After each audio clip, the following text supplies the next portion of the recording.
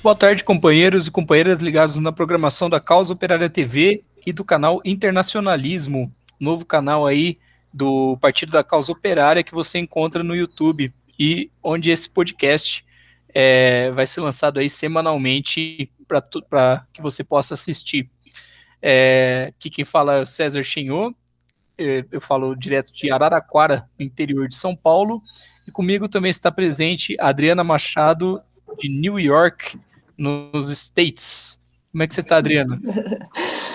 Olá, companheiros da Casa Operária, do canal Internacionalismo, tudo bem por aqui? Prazer estar aqui no podcast Mundo em Uma Hora, para a gente falar hoje da nova Constituição do Chile. Boa. E também junto com a gente está o Thiago Assad, que eu não lembro exatamente em qual cidade que ele está. Se ele já voltou para casa. Onde você está, Assad? Eu tô por aí, a CIA não pode saber.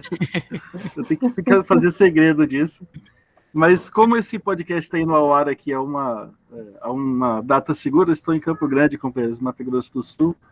Ansioso aqui porque o companheiro César Chenhô tá num tema aqui onde ele certamente tem lugar de fala e tem muita coisa para ser dita, né?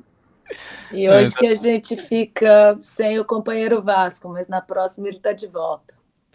Exatamente. O Assad disse que eu tenho lugar de fala porque eu sou meio chileno, né?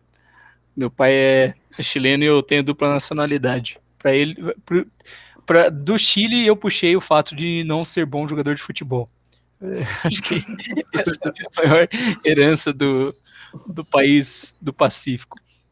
Mas enfim. Não sabe torcer muito bem também, mas isso aí deixa para. Isso aí é tradição brasileira.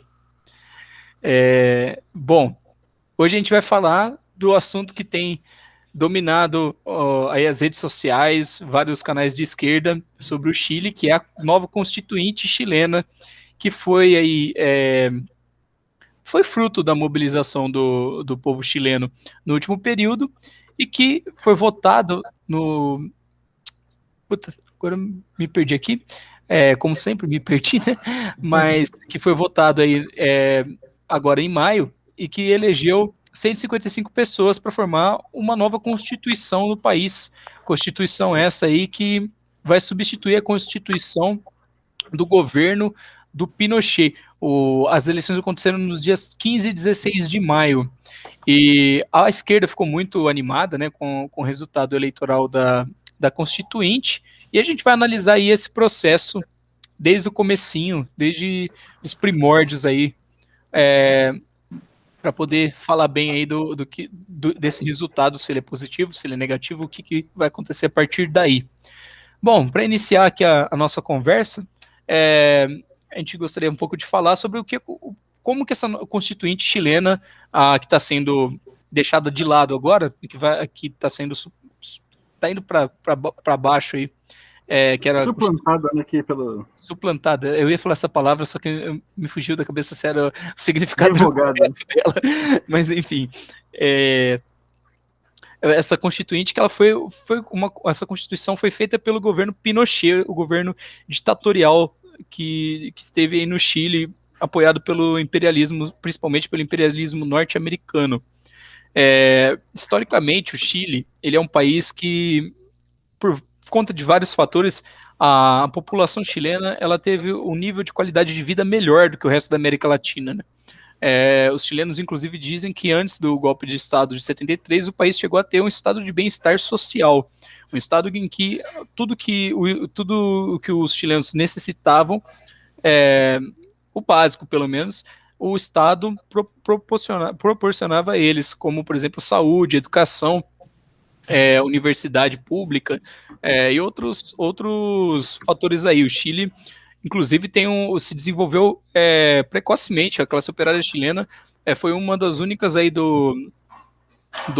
da América Latina a ter um partido na Segunda Internacional, o POS, Partido Obreiro Socialista, partido que foi depois acabou naufragando, né? Mas mostra aí como o Chile é um país um pouco à frente, né, na América Latina nesse quesito, né? Me corrija se eu estiver errado aí, pessoal. Eu não lembro se outro país da América Latina chegou a ter algum partido na Segunda Internacional. mas o Chile com certeza teve. Então, o país, ele tendo aí um estado de bem-estar social, no entanto, a luta de classes antes da ditadura era uma questão muito acirrada no Chile, né? Os partidos, depois também que a burocracia soviética se formou e tudo mais, o Chile chegou a ter, na verdade antes disso, né, o Chile chegou a ter o Partido Comunista Chileno, que foi um partido grande, o partido que está aí até hoje em dia já não é mais a mesma coisa que era o partido antigo, né, é um partido bem mais pequeno burguês do que um partido operário, mas chegou a ter um partido comunista, e chegou aí na década de 60, com uma intensa mobilização da população.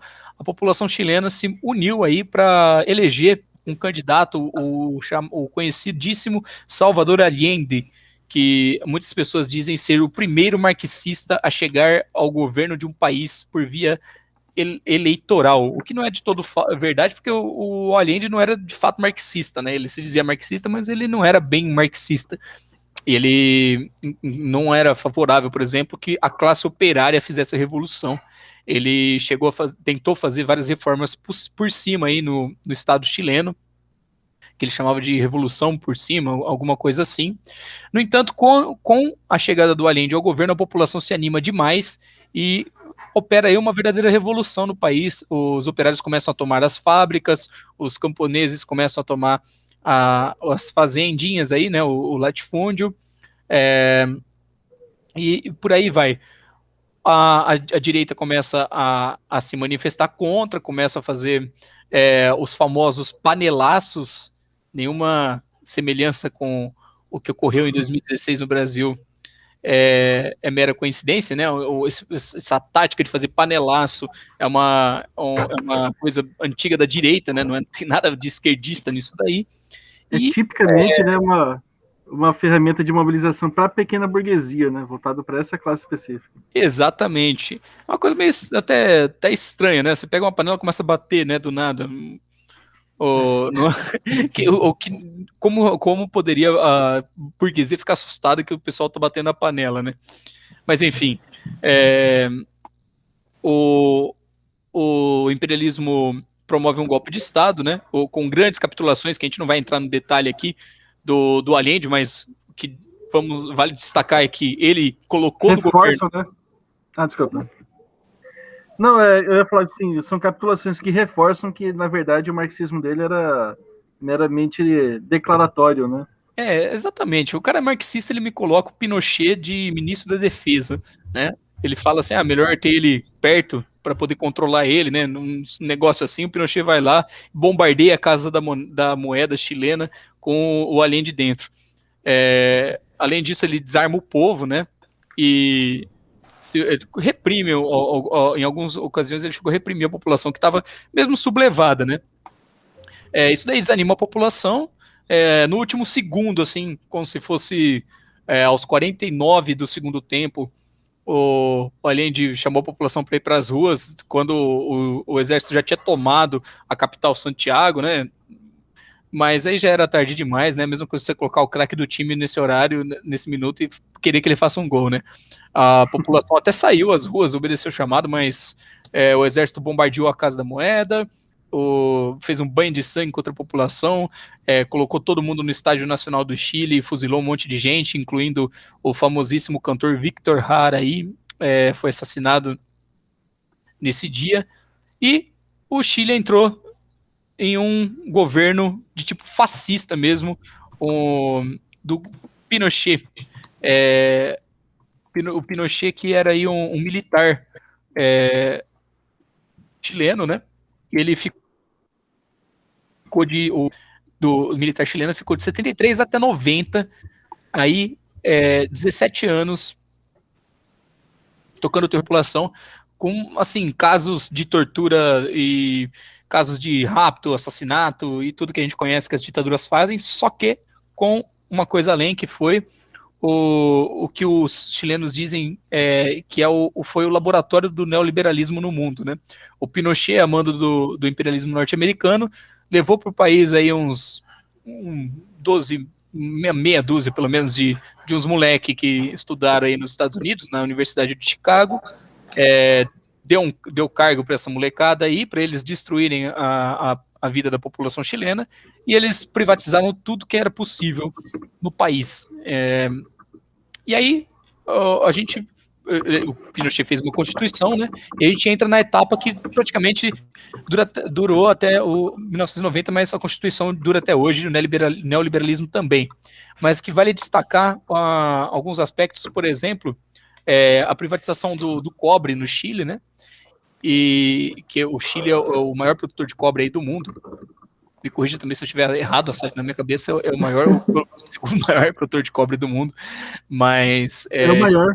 É o maior produtor de cobre do mundo, e além disso, eles privatizaram de uma forma monstruosa aí vários outros serviços, a saúde chilena, né, também, mas também uma coisa que, assim, é uma das principais preocupações dos chilenos, que a aposentadoria chilena foi privatizada, né. Para a gente ter uma ideia do que aconteceu, o Chile tinha um sistema de previdência próximo ao que é o do Brasil, assim, nos melhores tempos ao que era do Brasil antes da reforma da Previdência, que aconteceu também no governo Bolsonaro, mas que era aquele tipo de previdência em que você, quando você quando você trabalha, você dá uma porcentagem do seu salário para sustentar a aposentadoria daqueles que chegaram lá e já não se aposentaram, não precisam mais trabalhar, né? E aí o governo Pinochet trocou isso daí por um sistema de pensões individual. Você contribui a sua vida inteira e o tanto que você contribuir, você recebe depois. Falando assim, parece que não é uma grande mudança, mas é sim uma grande mudança, porque o que aconteceu também, além disso, foi que a Previdência foi privatizada, né? Ela foi jogada nas mãos de empresas chamadas AFP no Chile. Essas empresas privadas, primeiro, você é obrigado a aderir a uma dessas empresas quando você começa a trabalhar, e você dá um valor mensal para elas durante todo o período que você está trabalhando. Quando chega no final da sua vida, né? Perdão, no final da vida não, quando você se aposenta, você começa... Não, já assassinei os aposentados aí chilenos, né? Quando você se aposenta, você começa a receber de volta esse valor. No entanto, como essas empresas são empresas capitalistas, né, elas não estão nem um pouco preocupadas com a vida da população chilena, e sim com o lucro, o que elas fazem? Elas não devolvem esse dinheiro na sua totalidade. Uma coisa que os chilenos dizem é que quando você vai se aposentar, eles fazem um cálculo de quanto tempo você vai viver, que extrapolem muito a expectativa de vida do povo chileno. Tipo assim, eles chegam e falam que você vai viver, tipo, 100 anos, 110 anos, e aí eles começam a te dar dinheiro mensal, o valor mensal até esses 110 anos, vamos dizer, dividido, né, o valor que você acumulou durante toda a sua vida, eles dividem pelos meses que faltam até você completar 110 e vão depositando dinheiro para você até chegar nesse dia. Porém, só que você morre uns 40 anos antes disso, né, e aí Tá muito parecido com aqui na América. Também é assim o sistema de pensão aí? É um sistema de pensão que ninguém acredita que vai aposentar nunca. As pessoas não contam com a aposentadoria, contam que vai ter que trabalhar para o resto da vida. Então, isso acontece no Chile também. E aí, quando você morre, o dinheiro que sobrou lá não vai para sua família também. A empresa que geriu o seu dinheiro, vamos dizer assim, ela fica com esse valor para o resto da vida dela, né? Ela pega para ela. E além disso, né, para piorar a situação, ela pode fazer investimentos com o dinheiro que está lá. Até 2000, se desse prejuízo, o investimento que ela fez, ela tinha que arcar com o prejuízo e o trabalhador não continuaria com esse valor na conta dele, né? No entanto, o queridíssimo Ricardo Lagos, do Partido Socialista, aprovou uma lei que permite que essa empresa jogue o prejuízo que ela tiver para as costas do trabalhador, ou seja, o cara investe com o seu dinheiro, se ele tem lucro, ele pega o lucro para ele, se ele tem prejuízo, você se ferra, né? É assim mesmo, o modelo é o mesmo modelo daqui.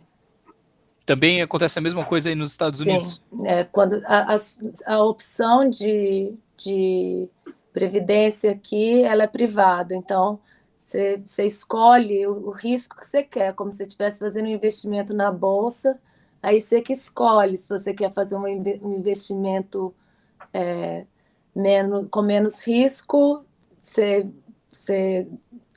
tem mais chance de ter o seu dinheiro no final. Se você quiser fazer um investimento com mais risco, você pode ganhar mais, mas você tem mais risco de perder tudo. Nossa. É uma Alguém duvida loucura. que o trabalhador perde tudo nesses aí? Né? Então, Mas dá para a gente ver que esse modelo do Chile foi pensado pelo imperialismo, né? Não é coincidência que é igual. Eu estava vendo que no primeiro 1 ano e meio de governo do Allende, ele nacionalizou as indústrias de cobre, de ferro, de nitrato, de carvão e de cimento. Controlou várias empresas monopolistas, expropriou 6 milhões de hectares de terras cultiváveis, estatizou quase todos os bancos nacionais e estrangeiros. Então, eu acho que isso, com certeza, isso deu impulsionou, né, os movimentos populares do Chile, porque a gente viu no Brasil a diferença que faz um governo que está preocupado com fortalecer a indústria nacional e com o bem-estar do povo, e o governo, como foi o governo do Lula, e o governo FHC, que foi um governo totalmente voltado para os capitalistas. A gente viu claramente essa diferença, e o Chile viu também, chegando um pouco mais perto, porque eles viram nessa época uma união dos camponeses e dos operários, né, que tentaram ir adiante nas reformas. Os operários estavam apoiando os camponeses em mais desapropriação, e o governo acabou indo contra o movimento popular.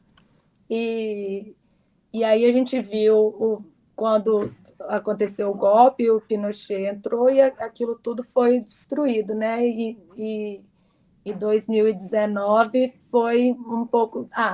com o Pinochet que a gente teve essa Constituição, foi em 1980, né? A Constituição que eles fizeram, então, que trouxe toda essa política neoliberal institucionalizada para o país, né? E aí, em 2019, a gente teve as manifestações para tentar voltar e reverter a situação. E a aposentadoria é uma, né, dessas políticas neoliberalistas que foram implementadas no país com essa Constituição do Pinochet. Adriano, Uma coisa só. Pode falar, Sadi. Não, assim, é uma coisa interessante que a Adriana, que está sendo discutido é a questão do sistema previdenciário, porque a gente viu isso, inclusive, produzir uma catástrofe no Chile. É vendido essa verdadeira desgraça, essa armadilha para os trabalhadores. Mas no ano que começam os protestos, foi o suicídio aqui de idosos no Chile, ele atingiu uma coisa assim alarmante, que colocou o Chile colocou no primeiro lugar em toda a América Latina. Na verdade, em 2018 que foi divulgado esses dados, onde 17, quase 18 idosos para cada grupo de 100 mil se matavam, porque chegavam na velhice, assim, e como a gente estava falando aqui, teve esse prejuízo todo das gestoras dos fundos de pensão aos quais eles eram obrigados a recorrer, também tinha isso, né? O cara não podia nem falar assim, então, já que eu vou ter que pagar aqui, vou ter que me virar sozinho, vou pelo menos juntar meu dinheiro e colocar aqui debaixo do colchão. Não pode fazer isso. Você era, pelo modelo pinochetista, obrigado a contratar o serviço de alguma empresa capitalista dessas para gerar recursos fáceis aqui para eles fazerem a jogatina deles e quebrarem e dane-se o povo. Isso levou a essa mortandade de idosos, mas a propaganda imperialista ela é muito interessante porque ela ignora tudo isso. Eu vi um artigo aqui escrito na época, em 2019 já, que destacava que o Chile tinha a 8ª melhor previdência do mundo, apesar, diz o artigo, dos idosos se matarem. Uma coisa completamente assim, esquizofrênica até, né? Uma coisa estranha, né? É tão bom. Você ganha bem, mas você não gosta. Você se mata de nada. Ser ruim, enfim, né? Eu li uma matéria dessas na Jovem Pan também, a Jovem Pan querendo dizer que, tipo assim, o Chile tem a melhor qualidade de vida, tem um modelo pró-mercado, essas papagaiadas toda, mas a população está descontente, nossa, né? Tipo, querendo dizer assim, como se o povo chileno fosse burro, né? Tipo, nossa, vocês estão vivendo tão bem, por que vocês estão se mobilizando, né? Tipo... No New York Times foi a mesma coisa, da notícia sobre quando eles decidiram fazer o plebiscito para a nova Constituição, eles falaram que a Constituição do Pinochet foi muito boa para o país, abriu o mercado para os países estrangeiros, o país cresceu muito, mas, infelizmente, a população ficou muito pobre, 1/4 da riqueza de todo o país vai para 1% da população, como se não tivesse nada uma coisa a ver com a outra. Eu vou tudo certo. Vou contar uma história só rapidinha, para dar o tom de como foi ruim para a população chilena isso daí, né? A minha avó, ela trabalhou, ela pegou ainda ela ainda já trabalhava, perdão, na época do Allende, antes do golpe, né? Ela trabalhava já. Então, quando o sistema de pensões no Chile eles trocaram o sistema, né? O Pinochet trocou para esse sistema de individual e não solidário.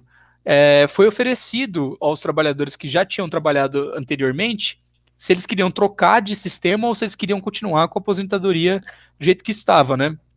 Os novos não, os novos só no modelo individual. Minha avó, com certeza, ficou com o antigo, né? Quase ninguém pegou esse novo modelo. Minha avó ela não tem formação nenhuma, ela sempre foi uma pessoa mesmo da classe operária, trabalhadora, ganhava muito pouco, e hoje a aposentadoria dela, pelo sistema antigo, ela recebe mais ou menos o que daria, convertendo uns $200, porque além de tudo foi desvalorizado esse sistema antigo, né? Eles não deixaram simplesmente ele existir, foram tirando dele também. Só que ainda assim, ela recebe o mesmo valor que um amigo da família que é engenheiro, um engenheiro que ganhava super bem, que se aposentou, ele também recebe os $200 mensais. Para a gente ter uma ideia de como esse sistema de pensão foi mesmo um roubo enorme contra a população chilena. Assim, a pessoa que fala que não gosta de bandido, né? O direitista tem isso, não gosta de bandido. Cara, se ele olhasse isso daí, né? Se ele pensasse um pouco, ele ia ver que os piores bandidos da face da terra são esses capitalistas desgraçados, né? Eles são assim, eles não estão se importando com nada. A pessoa tá ali, a pessoa vai morar na rua porque não tem dinheiro mais para nada. A pessoa ela é idosa, ela não consegue mais emprego, às vezes não tem nem família, né? Não tem ninguém para cuidar. E mesmo se tem, a família também tem que ficar cuidando de uma outra pessoa, sendo que a pessoa já tinha que estar lá curtindo a vida, né? Já tinha que estar aproveitando, né? Das coisas. Os dados falam tudo, né? Para a pessoa chegar na idade, na terceira idade e decidir que não vale mais a pena, é porque a situação ficou muito dura, né? Exatamente. Isso que você tá... Pode falar.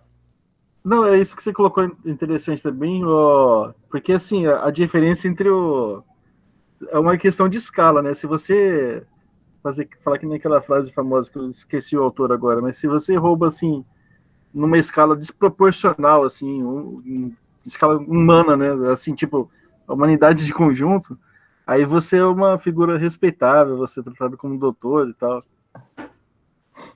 Mas se você é um pé de chinelo tentando sobreviver, aí é bandido, tem que ser torturado, tem que ser esquartejado, ressuscitado e sofrer de novo, Só mais uma história, isso daí não foi ninguém da minha família que me contou, foi um outro chileno que eu conheci, que quando eu fui pro Chile, eu percebi que tinha alguma coisa errada, assim, porque eu fui beber água da torneira, o pessoal falou, não bebe água da torneira não, que essa água para vocês do Brasil é muito forte, né? Compra água mineral que é melhor. E aí eu conheci um chileno que ele me falou o seguinte, que tem gente no Chile que depois que morre, a pessoa morre do nada, assim, né?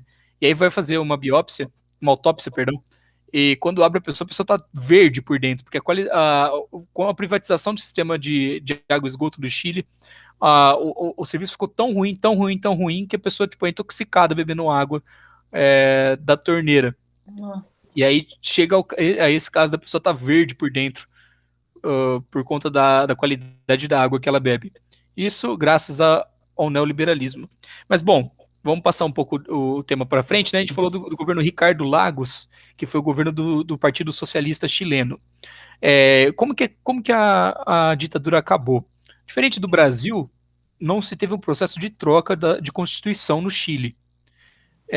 Então, o que aconteceu foi que a Constituição pinochetista continua em vigência, apesar de que os partidos políticos que tinham sido proibidos voltaram, né?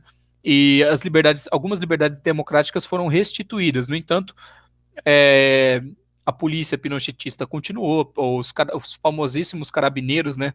A polícia, uma das mais brutais da América Latina, e além disso, vários pontos antidemocráticos da Constituição, todos eles são antidemocráticos, né? Continuaram. Os partidos políticos que foram restabelecidos, né? Principalmente aí o Partido Socialista, apesar de ser um partido que reivindica ser de esquerda e ele tem certa abrangência em alguns setores dos trabalhadores do Chile, é um partido muito direitista e que deu continuidade à política neoliberal e uma forma muito diferente que os governos nacionalistas daqui da América Latina tiveram no começo dos anos 2000. Governos tipo Evo Morales, Lula e Chaves, né? Esses governos que foram frutos da mobilização popular. O Partido Socialista no Chile não teve isso, né? E como a gente disse, o Ricardo Lagos ele aprovou leis ferozes contra a população, como essa lei aí nas pensões que permitiu que o prejuízo das empresas fosse repassado para os trabalhadores. Ou seja, né, nada economicamente, muita pouca coisa mudou do Chile ditatorial para o Chile democrático depois. E por conta disso, a população começou a se mobilizar, né? Rapidinho, antes de eu mudar para esse tópico, só falar duas coisinhas, né? A Bachelet, que é a presidente aí de esquerda do Chile, que alternou o governo com o Sebastián Piñera, ela é pró-golpe na Venezuela, para a gente ter uma noção de como as coisas são. Eu ia perguntar. Você perguntar? Eu ia perguntar se ela, já que ela é super socialista aqui, se ela não fez alguma coisa contra a reforma que o Lago fez lá, porque ela é vendida pela imprensa, né, como uma socialista que defende os direitos humanos, a democracia. Enfim, no Brasil, inclusive, a direita gosta dela, né? A direita, assim, o Jornal Nacional fala, nossa, a Bachelet, né? Enfim. O Sebastián Piñera, que trocou o governo com ela, né? O direitista aí, que é o presidente hoje, ele é um hipermagnata no Chile. Ele era dono da Latam, a empresa aérea que se fundiu com a TAM. Ele também tem ações em várias dessas empresas, essas AFPs de pensões, né? Então ele é um cara desse setor, né? Ele é um setor financeiro aí, ligado ao imperialismo, que quer mesmo ver a destruição da população chilena para ganhar mais dinheiro, né? E aí chegamos em 2019 nesse panorama, as mobilizações chilenas começaram, né? O Assad tem mais informações aí, ele comentar pelo que mesmo que as mobilizações começaram, Assad? Foram uns 20 centavos, né, os famosos 20 centavos, só que era mais do que isso, é brincadeira. Mas, de qualquer forma, o problema do transporte público também aumentando no nível muito acima da capacidade financeira da população, né? Na verdade, nunca é um fator só essas coisas, né? Porque a gente falou agora há pouco aqui da taxa de suicídio de idosos, que é uma coisa alarmante no Chile, né? Aí você junta décadas... Aqui a gente acabou passando meio rápido, mas a ditadura do Pinochet ela levou um empobrecimento muito expressivo da população chilena. O percentual de chilenos pobres saiu de 20% para 40%, e isso foi uma pressão social também muito grande, né? À medida que a população empobreceu. O número de desempregados também explodiu no país. E como foi dito aqui, a questão das pensões públicas e do sistema previdenciário, longe de melhorar, ele piorou desde então. Que uma série de fatores já vinham formando aquele caldeirão assim perfeito, né? No dia que a prefeitura de Santiago resolveu, agora eu não sei quem que administra o sistema de metrô de Santiago exatamente, mas enfim, o dia que tentou se aumentar ainda mais as pressões contra a população pobre, através da manutenção da tarifa do transporte público, aí a população explodiu, né? Foi uma onda foi uma rebelião popular muito intensa. Você vê que isso ultrapassou, foi uma coisa espontânea, isso ultrapassou os partidos políticos, ultrapassou as organizações de esquerda de modo geral, e foi um processo que começou em 2019, ainda em outubro. Isso só parou mesmo com a chegada da pandemia, porque foram meses ali os chilenos indo às ruas, manifestando todo o repúdio que eles sentiam. Aquela conjuntura política toda, né, na qual se incluía também, a gente viu aqui, o apoio providencial dos partidos capituladores da esquerda pequeno-burguesa. Mas as manifestações, elas começaram em 2019 e tiveram uma pausa, assim, quando começa a pandemia, mas finalmente em outubro do ano passado elas voltaram com muita força também, a ponto do governo chamar essa constituinte, né, porque a repressão, por mais bárbara que fosse, ela já não dava mais conta de segurar todo aquele ímpeto da população, que fatalmente, cedo ou tarde, se organizaria ali em torno de partidos, de organizações de partido, enfim, com alguma expectativa revolucionária, e isso sendo feito num contexto numa situação de crise social e desagregação, crise econômica, né, desagregação social muito grande, o combustível é o terreno fértil para as revoluções, né? Acontece que esse elemento que faltou, né, César? Então, isso daí que você falou é interessante, né? A mobilização no Chile, ela deu ela deu uma baixada, né? Mas ela voltou, né, com tudo no ano passado. Mas ela não parou, de fato, né? No começo da pandemia, quando só o PCO no Brasil praticamente defendia que a gente tinha que ir para as ruas combater a direita, né? Ficou famosa aí as frases dos trabalhadores chilenos dizendo: se podemos trabalhar, podemos protestar. Porque eles perceberam rapidamente aí que muitas das leis aí para o pessoal não sair na rua e tudo mais eram, na verdade, contra os protestos que já vinham acontecendo, né? O governo ali foi em casa. acuado, exatamente. O governo foi muito acuado e ele acabou cedendo, permitindo a realização de um plebiscito para votar se deveria ser trocada a Assembleia, a Constituição, perdão, e aí ele fez um acordo com a própria esquerda para levar as mobilizações para esse campo, né, de fazer uma Constituição, né? Acho que a Adriana... Eu tinha caído. Então, isso que você coloca também é uma coisa interessante, porque a população, na verdade, repudiou isso quando foi colocada a questão da Constituinte, porque já estava em pauta nas mobilizações, ainda que espontâneas, mas já se chamava na época o Fora Pinheira. Isso já aparecia nas mobilizações. E nesse nível, né? O pessoal falando do Fora Pinheira, mas não era ciranda, né? A galera tava tocando fogo no país, literalmente, ali, né? Exatamente. Só que ele sai com essa cartada, e eu lembro que na época, é interessante a gente ver essas coisas em perspectiva, porque a esquerda pequeno-burguesa gosta de falar que o brasileiro não tem memória, mas a esquerda pequeno-burguesa também não tem memória, porque tem menos ainda, aparentemente, porque na época que saiu essa história da Constituinte, tinha uma brincadeira tinha um meme que viralizou, que falava que a pessoa lembrava, assim, uma Constituinte a última Constituinte que nós tivemos foi com Pinochet. E agora com Pinheira vai mudar tipo assim, vai mudar exatamente o que agora com Pinheira? Não, exatamente. E a primeira era tirar o Pinheira, né? A Constituinte que se formou foi muito antidemocrática, né? Por exemplo, as votações que vão começar na Assembleia Constituinte, elas precisam ter 2/3 de aprovação em qualquer ponto. Senão, ela aquele ponto que está sendo discutido não é aprovado. Ou seja, eles fizeram isso daí para quem tem o controle dessa Constituição ser justamente a direita, que poderia ser minoritária na Assembleia Constituinte, né? Além disso, Exato, há outras coisas. É perfeito para quem é minoria, né? Para quem não tem a maioria. Exatamente. Ao mesmo tempo, a Constituinte ela foi muito pequena, ela tem o mesmo tamanho da Câmara do Chile, né? O Congresso chileno, né? Somando a Câmara e o Senado, são maiores do que a Constituinte.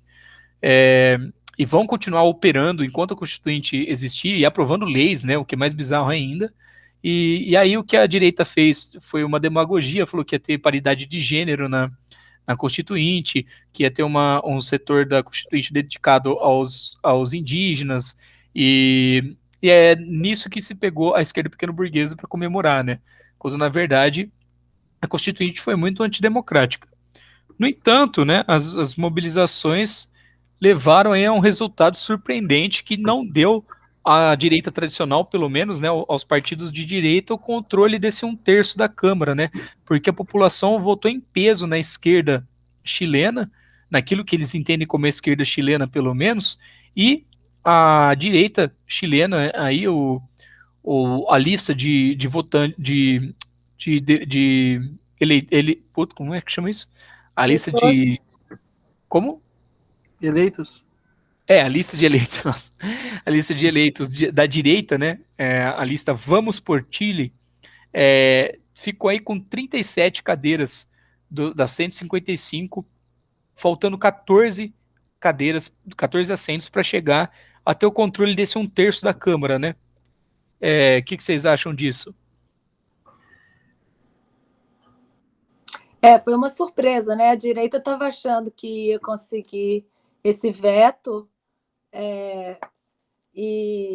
mas agora a gente ficou sem saber o que vai acontecer, né? O que eu acho que na época do Allende, quando tinha boicote dos americanos e da burguesia, e que como teve na Venezuela a escassez, a falta de alimentos, o trabalhador teve que existiu uma organização, os trabalhadores tiveram que pensar na produção, né, como tomar as fábricas. Eu acho que essa tradição de reivindicações, eu espero que ela seja forte o suficiente para fazer essa pressão na próxima Constituição, né? Mas, na verdade, a gente não sabe, porque quem foi eleito não foi, na verdade, uma esquerda, foi uma esquerda, os independentes, né, que podem ir, na verdade, para qualquer lado, pelo que a gente conhece historicamente dos independentes. Só para dar os números, no Chile tiveram algumas listas, né, de candidatos, né, para essa constituinte, né? A lista mais votada foi a Vamos por Chile, da direita, né, que ficou com 37 cadeiras, ainda assim, foi o único setor que assim, é considerado de direita. Os independentes a gente ainda não sabe, mas que é considerado de direita foi o único setor, né, que concentrou todos os votos da direita no Chile.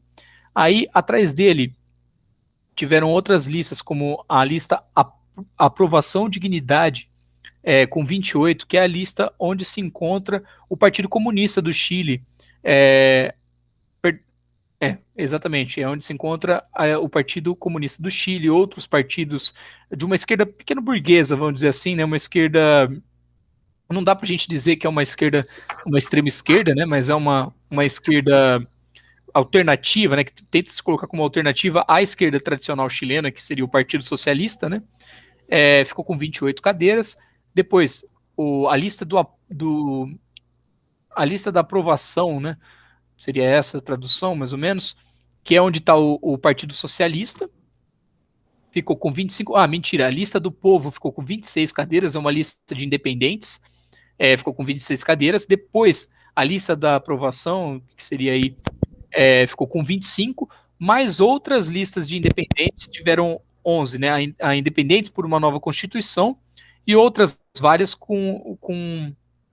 também tiveram 11, né? Somando todos os independentes, eles têm 48 cadeiras, formando aí o maior bloco dentro da Câmara. E para além disso, outras 17 cadeiras foram destinadas aos povos originários, né, os indígenas, que poderiam ou não ser ligados a algum partido político, mas que, enfim, foram eleitos à parte. Estão lá soltos, né? Aí a gente nunca sabe se vai ser o Iaco Pérez, que tipo de... Porque indígena é uma coisa ainda um tanto abstrata politicamente, né? Agora, chama atenção essa manobra que foi tentada assim para que a burguesia exercesse o controle maior sobre o processo revolucionário, sobre o processo constituinte, aliás, e que por muito pouco aqui fracassou-se eles vão ter que fazer aqui muitas estripulias doidas aqui com os independentes, isso já fica claro desde já, porque a radicalização da população, ela está num nível tão grande que nem mesmo aquele terço que eles esperavam contar para poder barrar qualquer aventura aqui, no sentido de fazer uma constituição amigável ou que atendesse minimamente os interesses da população, né? Mesmo isso foi uma tentativa aqui frustrada, o que prova também, né, companheiros, a gente tem que lembrar que isso não foi de graça, isso começou com a população nas ruas, tocando fogo, literalmente, eles botaram fogo no país, né? A gente lembra daquelas imagens onde o fogo era uma presença muito expressiva, assim, nos órgãos públicos, contra a polícia, enfim, bancos, eles realmente incendiaram lá o Chile, e infelizmente aí sim a gente vê que não foi acompanhado por um processo, por um partido, né, que se colocasse à altura dos acontecimentos, comprovando mais uma vez a tese apresentada pelo Trotsky de que o elemento que está faltando mesmo nessa etapa de transição que nós vivemos a crise que a gente vive é a crise das eleições, né? No Chile isso ficou muito claro, porque a população sequer estava querendo uma constituição, ela queria, na verdade, pôr abaixo o regime político, está por manobras aqui, por inexperiência política, está tendo que lidar aqui com uma situação que não era bem o que eles queriam, mas se mostra extremamente radicalizada, inclusive na hora de aceitar aqui as manobras que o governo faz em conluio com a esquerda pequeno-burguesa chilena, né? São ventos aqui novos ainda no horizonte, César? Como que você vê? Você e a Adriana? Então, o que eu acho interessante disso daí também é que uma coisa que o companheiro Rui, inclusive, falou na análise política logo após as eleições, é que houve um esvaziamento do centro, né, dessa constituinte, né? A Vamos por Chile, por exemplo, que era a lista aí a lista da direita, ela contou com a extrema direita dentro dela, né? Ela teve muitos votos da extrema direita e foi isso que fez com que tivesse uns 37 cadeiras ali dentro da Constituição, da Constituinte. Ao mesmo tempo, a lista onde se encontra o Partido Socialista, que é um partido do regime, é o partido mais à esquerda dentro do regime, né? Dos que conseguem chegar ao governo, também caiu muito, né? dos blocos aí que a gente formou, esse bloco onde está o Partido Socialista seria o menor dentro da Constituinte. Então isso é interessante, mostra que a população está muito radicalizada. É lógico, a gente não precisaria nem disso para ver, né? Só as mobilizações já demonstravam isso daí. Mas, apesar de que é uma incógnita, né, o futuro dessa Constituinte, porque é o seguinte, precisam de 14 votos para ser vetado alguma coisa. 14 votos, conhecendo o Partido Socialista, que a gente disse, que inclusive votou a favor de que a população fosse prejudicada caso as empresas de pensão tivessem esse prejuízo aí. Esse partido pode também apoiar ou ser contra um projeto mais à esquerda, como o que os chilenos querem, que é como a nacionalização do cobre, como a volta da Previdência como era antigamente, né? Então, não é difícil de conseguir esses 14 votos, né? Os independentes estão aí também, não se sabe muito bem quem é. A gente teve independente no Chile que entrou na Constituinte porque era uma senhora que ia vestida de Pikachu na mobilização, né? Que é um tanto ridículo, né? Mas a gente não sabe, esse tipo de pessoa que não tem compromisso com nada, simplesmente vai fantasiado de alguma coisa, pode muito bem ser uma figura de extrema direita, né? Então não dá pra gente saber. Outra coisa que é um pouco estranha, né? Uma das etnias indígenas teve um candidato e a etnia tinha direito a uma vaga, ou seja, essa única pessoa já foi direto para a Assembleia Constituinte, que é uma coisa meio esquisita de acontecer, sem passar pelo processo eleitoral, né? Então não dá para saber muito bem como é que vai ser, né? Mas ainda assim, os votos, a população mostrou que não está contente com os partidos políticos do regime e que está pendendo muito para a esquerda. Ou seja, há uma guinada à esquerda no Chile, assim como em todos os países da América Latina, né? Isso demonstra que o próximo período é um período de muitas mobilizações. Conversando com alguns chilenos também, né? Eles me contaram o seguinte, que tipo, recentemente, agora há pouco, teve algumas mobilizações para ter uma retirada de 10% dos sistemas de pensões, para que a população pudesse sacar esses 10% da pensão, da Previdência aí. O que não era, as empresas não queriam permitir isso daí, porque elas queriam ficar com esses 10% para elas quando o cidadão morresse, né?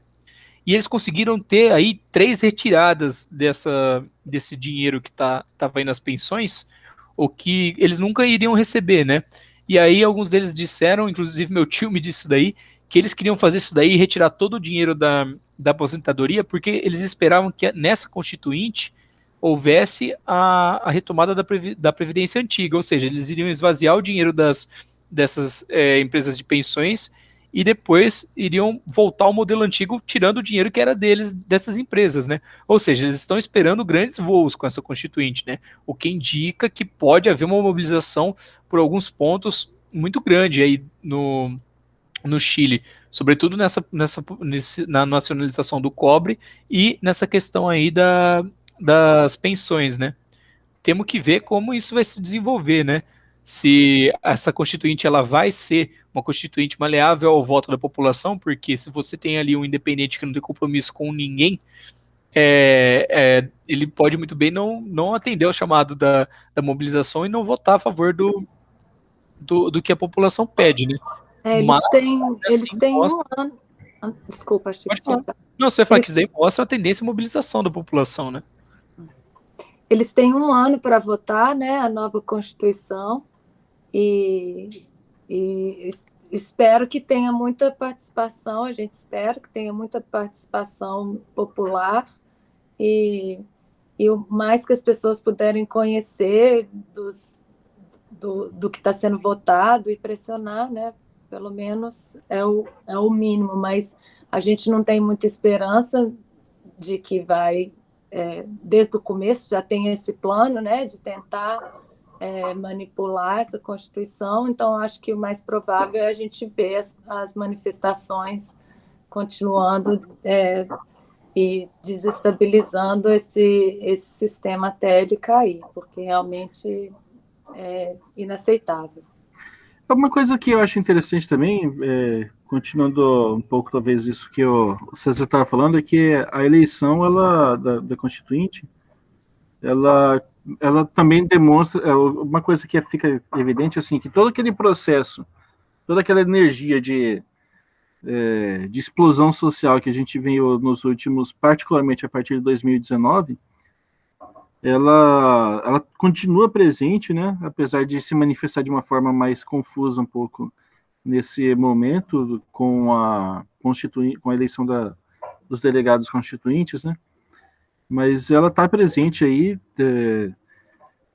deixa um indicativo também de que se o governo tentar coisas doidas, a coisa pode piorar de novo, né? O Chile já teve, inclusive, mesmo com a promessa da realização das eleições da Constituinte agora em maio, o Chile teve protestos ainda esse ano, isso já tinha sido acertado no ano passado, mas a população chilena ela não saiu das ruas, né, o que é uma coisa muito positiva, e as pressões sobre o regime do Pinheira, elas continuam muito intensas.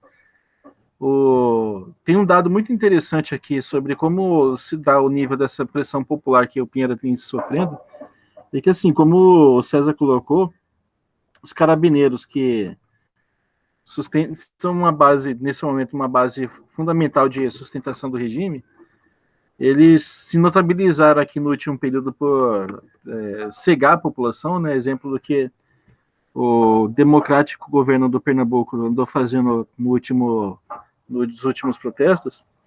O Chile, aqui na América Latina, inaugurou essa moda, né? Quer dizer, é um país extremamente brutal. Eles aprenderam lá em Israel, né? Isso, é lá em Israel que eles tiveram esse treinamento. E mesmo assim, o regime com esse nível de brutalidade, que vai nas manifestações para cegar os manifestantes na maldade mesmo, vamos colocar, né? Porque isso aqui é uma brutalidade desmedida. Você falar que você precisa cegar a população é um regime de terror mesmo inaudito, mas ainda assim o Chile continua sendo um país, o país que talvez, vou ter que comparar aqui melhor, mas acho que o país que mais vacinou a população na América Latina, vacinou muito mais do que o Brasil, certamente, são 41,9% da população já tomou as 2 doses dos imunizantes aqui para o coronavírus, mostrando que, se aproximando muito aqui da chamada imunidade de rebanho, né? E mostrando que a mobilização popular ela tem poder para fazer muita coisa. Tem poder para transformar o país, tem poder para paralisar, barrar um pouco o avanço da pandemia, né? Garantir o atendimento de interesses básicos aqui da população e também de interesses mais amplos, como é o caso do sistema previdenciário, né? Que pode muito bem vir a ser aqui uma coisa verdadeiramente democrática e que atenda a população, porque esse tem sido um fator muito expressivo da expoliação que o imperialismo faz contra a população chilena. O número que César deu aqui da operária e do engenheiro ganhando a mesma coisa num sistema de aposentadoria aqui muito confuso, muito cheio de normas para beneficiar a especulação financeira, mostra que que o Chile ele tem uma herança maldita aqui que começa a se resolver agora, mas fundamentalmente com isso, né, com a pressão da população nas ruas, ainda que de maneira desorganizada, mas mostrando que isso tem um poder de fogo muito maior do que os conchavos de gabinete, acordos parlamentares aí que ninguém respeita, que a gente viu pelo nosso lado que não resolve nada, né? Eu acho que abre uma discussão para a próxima fase, que nós do PCO e todo socialista já está preparado, né? Como organizar o governo operário. A gente já está querendo discutir a próxima fase. nessa Constituição, e quando houver o poder popular, como que a gente vai organizar a produção, como que a gente vai se organizar nas fábricas, na distribuição. Eu fico muito empolgado com o novo curso do PCO sobre democracia, para aprender mais sobre quais são os nossos direitos, como organizar, por isso que eu acho que no Chile tem as duas, a tradição do poder popular, a tradição do fascismo e a tradição da luta de classes, e a gente vai chegando na próxima etapa.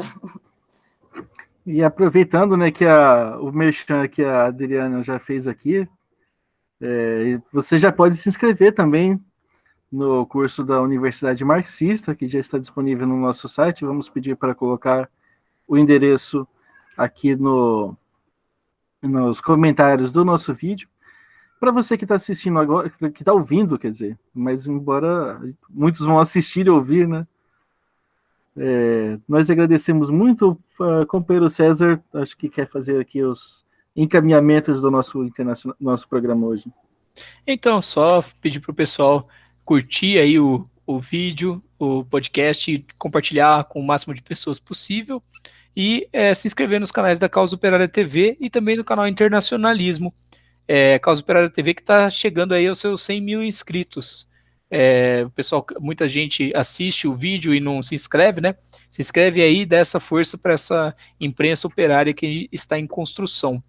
Queria agradecer a presença aí do Thiago Assad, da Adriana Machado, e agradecer também o ouvinte aí desse O Mundo em Uma Hora. Muito obrigado, tenham todos uma ótima semana.